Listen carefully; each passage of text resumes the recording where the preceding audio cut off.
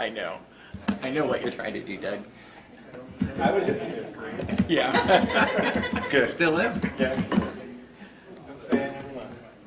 Good morning, everyone. We will call this the May 1st Tippecanoe County Drainage Board meeting to order. First up on our agenda is the approval of the April 3rd minutes. Mr. President, I'll make a motion. We approve the minutes from our April 3rd regular meeting. Second. We have a motion and a second. All in favor say aye. Aye. Opposed? That passes. Projects, TK Investments, Chester, Inc.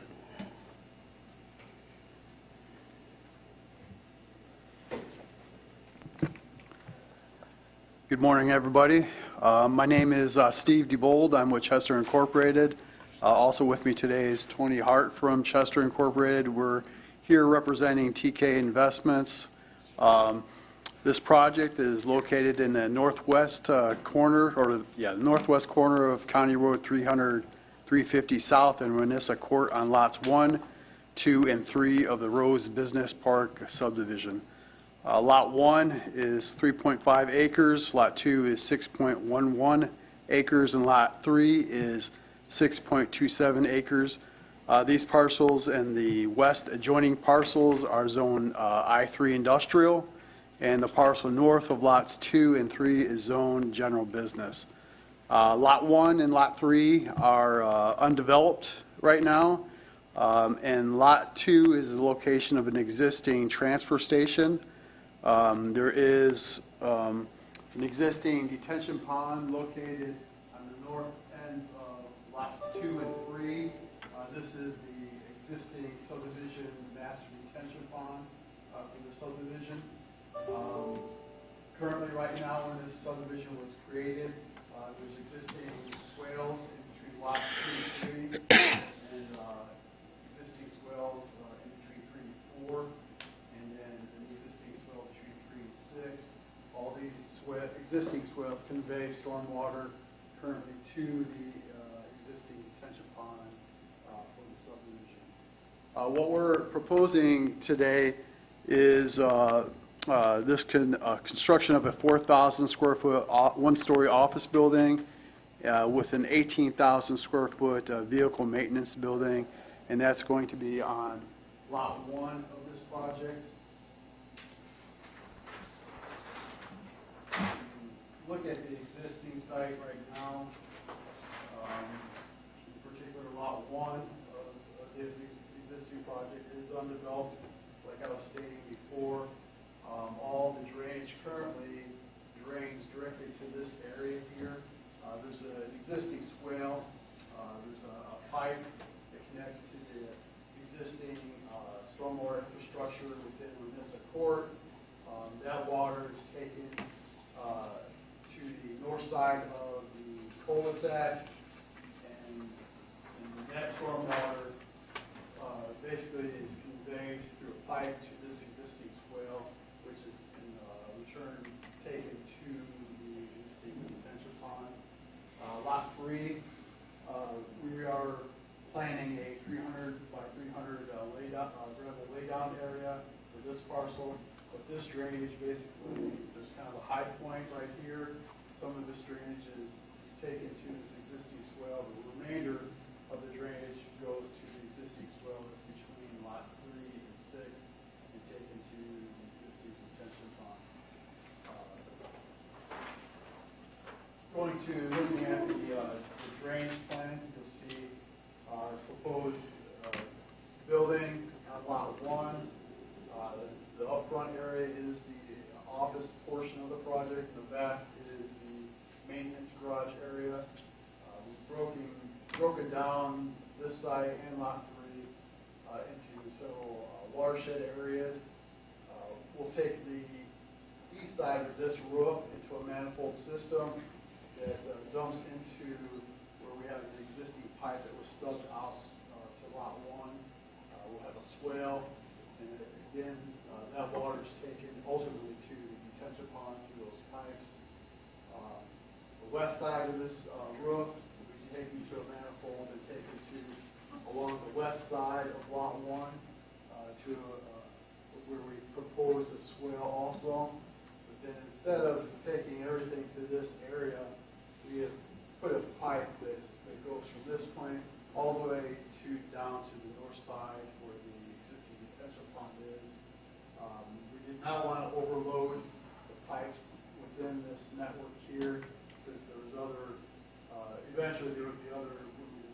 4 other stormwater probably go into this network. So and looking at the general layout, we have a parking lot up front. We've created a swale that comes all the way around to this side, like I mentioned, and then that's the larger pipe that goes to the existing detention pond. We have this area 2 here, which we're going to asphalt. It overlaps onto lot 2 here. We'll have a storm structure in the middle of that area that drains to that swale, and ultimately through that pipe I just mentioned that goes to the existing detention pond. All pipes and all swales, all the stormwater grates within this project have been oversized to handle 100-year storm. So those are very well taken care of. Here you'll see the laydown area on lot 3. All of this drainage within this gravel laydown area will sheet drain to the existing swale and directly to the detention pond. And looking at the overall development, we did some drainage calculations for what we're doing currently. And when I say that, I'm talking about the developed, lot 2 is pretty much already developed. For the construction that's taking place on lot 1 and the construction that's taking place on lot 3. And looking at it, lot 4, which we're calling phase 1 of the project as undeveloped. We did those calculations with a curve number of 83.4. It was the result of those 4 lots being developed.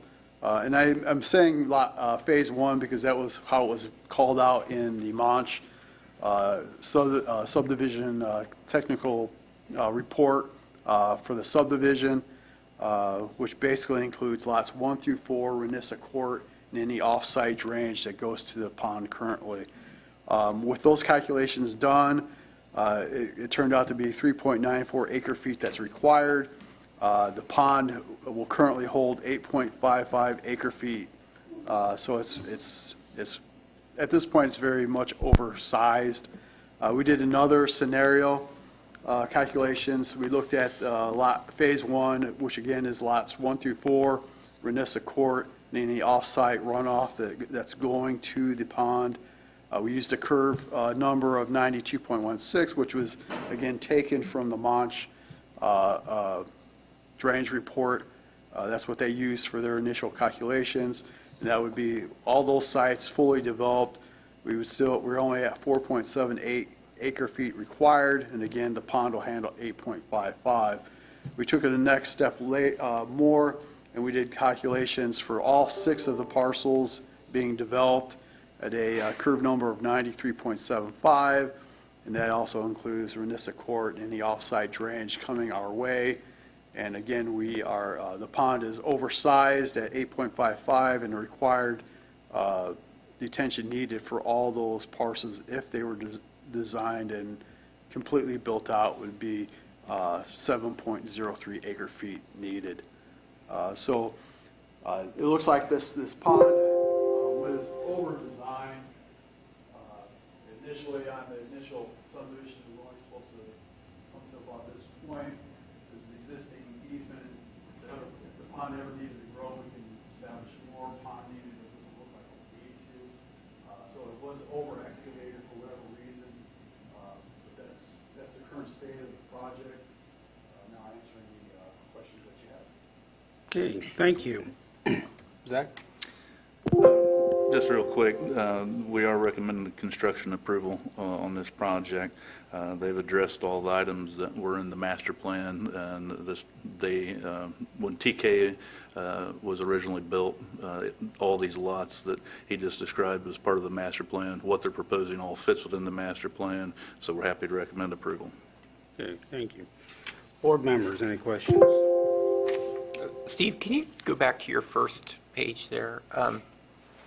I think Zach answered one of my questions. So all 6 were part of the master plan, right? Okay. Yes. And then do we expect 4, 5, and 6 to be used by the current user, or are those?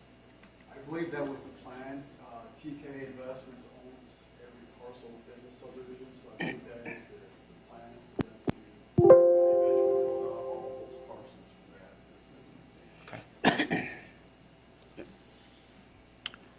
Thank you. Any other questions? Mr. President, I would move for construction approval as outlined in the Burke memo dated April 25th, 2024. I'll second that, but you might want to get public. Anybody in the public have any questions or comments? Okay, we do have a motion and a second to approve construction approval. All in favor say aye. Aye. Opposed? That passes. Thank you. Thank you very much. All right, next up is Faith Christian Athletic Complex, HWC.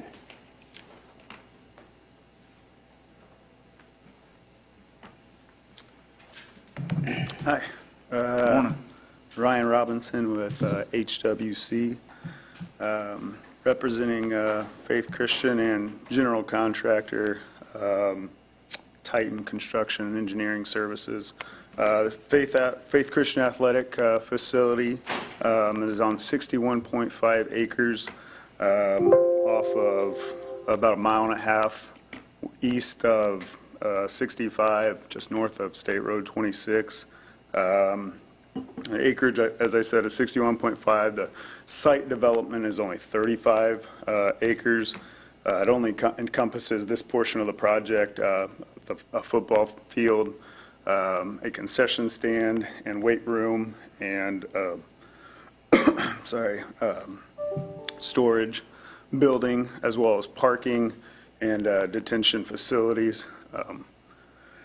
This site is part of a bigger master plan that will include additional facilities, including baseball fields as well as soccer fields.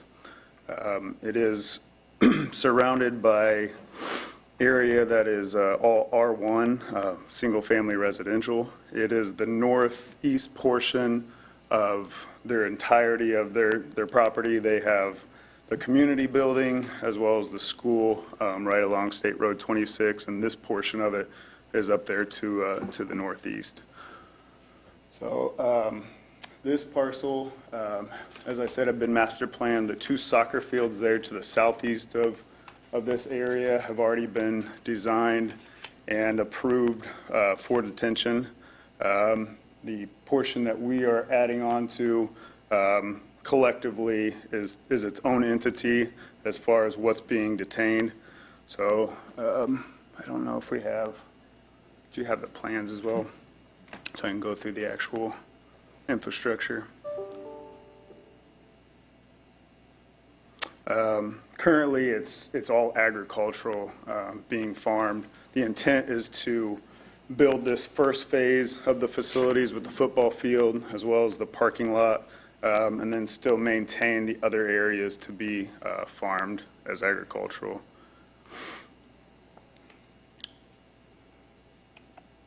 If you wouldn't mind going to what would be sheet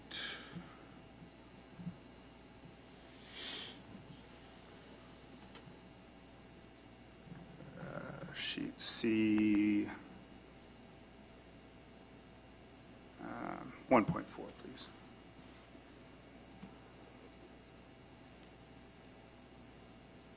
Sorry, 1.4.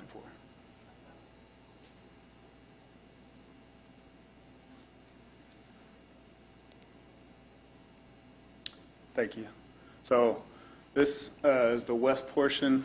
You can see the build out of the additional parking infrastructure on the north side of the, so there is an existing parking for that those soccer fields.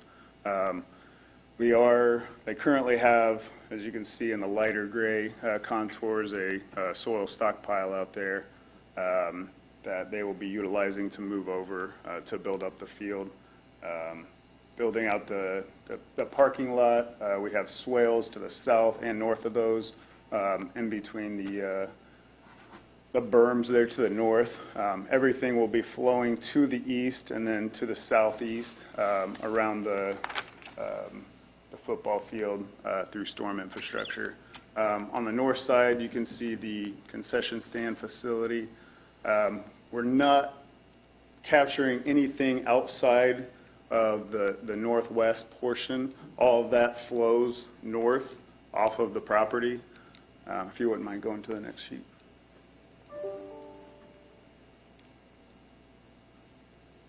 The detention facility is there to the south, and then everything drains that south there to the creek. We are building up a berm in the northeast portion to prevent light pollution to the homeowners in that northeast corner across the roadway. Obviously, with building this new stadium, they're putting in lights and didn't want to disturb them. So everything to the northeast along that berm all the way up is being captured in a swale coming south into the infrastructure that you can see, and the ponding area is there, and then everything is traveling south to the detention pond. This pond, if you wouldn't mind going to the next sheet, is sized, that's the berm on the northeast, and then one more, please. The pond is sized appropriately to capture the drainage for this portion of the work. It can be expanded out to the east for the soccer fields that are going to be built later. And then to the north, we have an area dedicated where there's going to be another detention pond for baseball fields that are going to be in the northwest portion.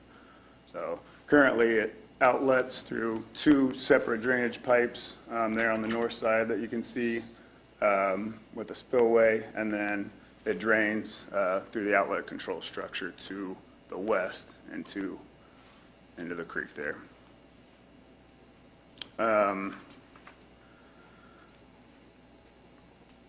As I said, this is only capturing 35 of the entirety of the 61.5 acres. Any questions at this time? All right, thank you, Ryan. Zach, any comment?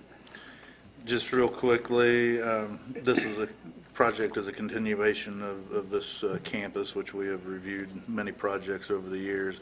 I would draw attention, Ryan, that items number 1 and 2 under the stormwater quantity are big ticket items as far as emergency routing and the detention pond, wet pond standards. Please make sure those get addressed, but we are happy to recommend conditional approval as presented. Okay, thank you. Board members, any questions? Anyone from the public have any questions? If not, we'll entertain a motion. Mr. President, I will make a motion. We grant conditional approval for this project based on the BF&S memo dated 4/17/2024. Second. Okay, we have a motion and a second for conditional approval. All in favor, say aye. Aye. Opposed? That passes. Thank you. I'm assuming Tippecanoe, we've heard, is being scratched. Yes. Okay. Yes. So Tippecanoe project has been scratched. So next will be Firefly, Seymour and Sons. I wish I was Cameron Seymour, but I am not. I am one of the landowners. Cameron is in Texas. So I got informed I was supposed to be here about an hour ago. Any questions for me that I could possibly answer? Zach? So I'm sorry, you didn't say your name. Are you Robert? I'm Bob Smelts, yes. Bob Smells, okay. Very good. So you're acting as a developer, presenting your case. It is a rural estate. Just for the public and the board's benefit, I'll try to do a quick presentation. And I can try to. would be best. Okay. It is your duty and/or your consultant, yeah. I am Bob Smelts, one of the landowners. We're developing a rural subdivision out on 900 East in between State Road 38 and 26 and State Road 26, right about where the Wildcat runs through that portion of 900 East. We're developing 11 lots. There's an existing house on the property. Let me see, what else can I tell you? The property was about half farm ground, half woods. And we're just trying to develop some lots that border the Wildcat and that all have access to the Wildcat Creek.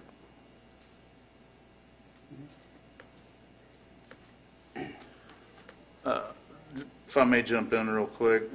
Please do. One of the items, since this is the Drainage Board, I want the Drainage Board and the public to understand that they are in compliance first and foremost with the Tippecanoe County Stormwater Drainage Ordinance. Secondly, and that's based off of our review of the submitted design. Secondly, it does meet the exemption criteria within our ordinance, so it will have direct release to the Wildcat Creek. As he stated, it's a rural estate, so it's a private road, rather larger lots. I would draw attention, Bob, to you and Cameron, at least the first two items underneath, actually all three are, oh, I'm sorry. Sorry. Yeah, yes, the first three under stormwater quantity on the memo, those are significant, so make sure those get addressed so I can sign off on the plans. But other than that, I think that is everything that needs to be talked about. I'm happy to answer any questions, but I would recommend conditional approval as stated on the April 25th memo. Okay. Board members, any questions?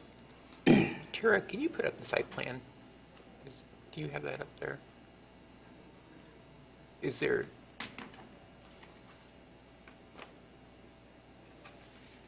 Okay, that's perfect. That's perfect. This is why. I was going to say I had it. It was on the back of that. All right. Yep. Okay, anyone in the audience have any thoughts or opinions? All right, we'll entertain a motion then.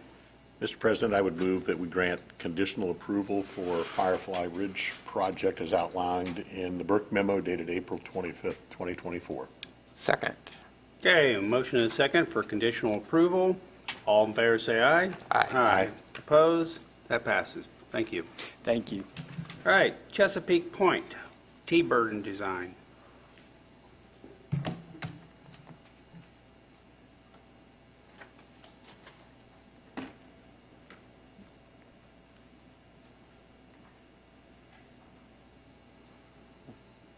Do you want Balanceifer to hold that for you? I don't know that I need it. We'll set it up here. I wouldn't give for a wind to blow that off. Sorry, I saw the easel, then it went away. You saw me looking around, like, oh, maybe. I don't know, it's necessarily important. Good morning, I'm Pat Jarbo, T-Bird Design. I'm here to present Chesapeake Point Phase 1, a subdivision. And as you can see there, that actually incorporates the outline of red there, south of County Road 400 South and west of 231 is all phases of what could be Chesapeake Point subdivision. Today we are looking at Phase 1. I don't know if you have an exhibit for that. And it's kind of hard to see from my exhibit here. There we go. Okay. So today we're looking at 40 acres in the southwest corner of that rectangle. It's bounded on the south, on the west, and somewhat on the southeast by portions of Rainy Brook subdivision. The land is currently farmed, and we are we're doing a layout. I think we've got 26 acres that are actually being developed as part of this request today. So the most of the drainage heads to the south. It gets picked up into Rainy Brook subdivision storm sewer. That will continue to be the case. However, the proposed drainage is going to be collected, of course, in a detention facility. So the stormwater runoff will be reduced in rate by the pond per ordinance, of course.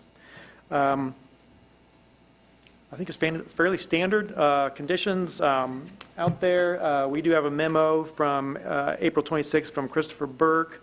One of the items I did want to note on here, item number 1 on stormwater quantity, we did an assessment of a downstream condition at Rainy Brook, And one of the comments was inability to verify the downstream conditions. We will forward those as-built as part of this submittal. The downstream condition is taken from as-built from the Rainy Brook subdivision, and they were omitted from the original report. We'll get those turned in. So the rest of it makes sense. We totally agree with the conditions on the Burke memo. If there's any questions, I'd be happy to entertain those. Otherwise, we would request conditional approval for the site. Okay, thank you, Pat. Zach? Just real quick, in addition to Pat mentioning item number 1 on the under stormwater quantity on the memo, I'd also draw attention to item number 3 too, or 3 also, Pat, as far as the Thank pond you. embankment elevation. Absolutely. So- I think we had a mistake, and we need coordinate our plan. So yes, we've got a resubmittal. Thank you. Very well. With that said, happy to recommend conditional approval as presented, and then we'll answer any questions. Okay, thank you. Board members, any questions? Anyone from the audience? Any questions? Not, we'll entertain that motion. Mr. President, I'll make a motion we grant conditional approval as outlined in the Burke memo dated April 26, 24. Second. Motion is second for conditional approval. All in favor, say aye. Aye. Opposed? That passes. Thank you. Appreciate it. Thank you. Zach, do you have any other business? No, none today. Thank you. Any public comment? Not, we'll entertain